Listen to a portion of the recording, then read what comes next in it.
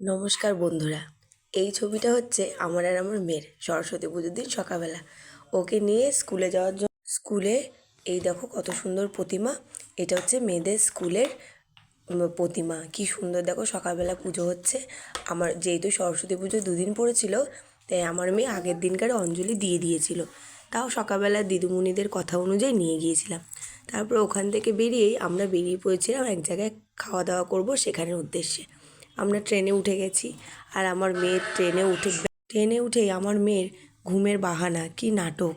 তারপরে ওর বাবার সাথে ও পোজ দিয়ে ফটো তুলতে দাঁড়িয়ে পড়েছে, আর কত ধরনের পোজ দিয়ে দিয়ে খালি ফটো তুলেই যাচ্ছে। তারপরে আমরা চলে গেলাম সেই খাওয়ার জায়গায়। দেখতেই পাচ্ছ এটা কোথায়, এটা হচ্ছে ব্যারাকপুর। তা আমরা ব্যারাকপুরে দাদা বৌদির রেস্টুরেন্টে গিয়েছিলাম। গিয়ে দেখলাম এত লাইন পড়েছে যে মাথা মাথা খারাপের জোগাড়। মানে লাইন দেখে তো আমি প্রথমে ভয় পেয়ে গেছিলাম। তারপরে ভাবলাম কি যে না, না খেয়ে তো যাওয়া যাবে না, তো দাঁড়িয়েই পড়লাম লাইনে। তারপরে দেখো কত বিরিয়ানির হাঁড়ি একদম সব দমে বসিয়ে রেখেছে, কারণ এত পরিমাণে সেল হচ্ছে যে একটার পর একটা বিরিয়ানির হাঁড়ি যেতেই আছে। তারপরে আমরা আস্তে আস্তে ঢুকে গেলাম রেস্টুরেন্টের ভেতরে। তারপর কি সুন্দর মানে জায়গাটা লাগছে, যেহেতু আমি কোনো দিন যাইনি, এই ফার্স্ট টাইম। তারপরে বসে গেছি, আর আমার মেয়ে বারবার বলছে কখন খাবার দেবে, কখন খাবার দেবে। তো সেদিনকার এত পরিমাণে ভিড় ছিল, তাই একটু দেরি হচ্ছিল খাওয়ার আসতে।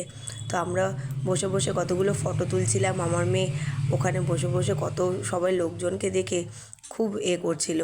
তারপরে আমাদের পাতে চলে এলো, প্রথমে আমার বর চিকেন তন্দুরি অর্ডার করেছিল। তো আমাদের প্রথমে সার্ভ করে দিয়ে গেল চিকেন তন্দুরি আর স্যালাড।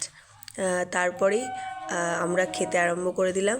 তো তারপরে এখানে দাদা বৌদির স্পেশাল বিরিয়ানি দেখো, একদম বড় বড় লেগ পিস, আর সাথে এত বড় বড় আলুর পিস। আর বিরিয়ানিটা দারুণ ছিল, এত সুন্দর টেস্ট ছিল। জানি সবই একই ধরনের টেস্ট, কিন্তু এই টেস্টটা একটু অন্যরকম। হ্যাঁ, তো আমার বর খাইয়ে দিচ্ছিল আমার মেয়েকে। সে তো ভীষণ বায়না যে না আমি খাবো বেশি করে। তো তারপর আমার মেয়ে আর আমিও পোজ দিয়ে ফটো তুলে নিলাম। তারপরে দেখো আস্তে আস্তে আমাদের প্লেট পুরো ফাঁকা হয়ে গেল, যেহেতু এত পরিমাণে খিদে পেয়েছিল, আর লাইন দিতে দিতে খিদেটা আরও বেশি পেয়ে গেছিলো।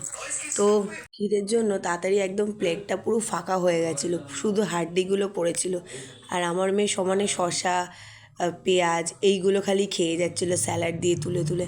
তারপরে আমার বর পোজ দিয়ে একটা গোলাপ ফুল দিয়ে আমার ফটো তুলছিল।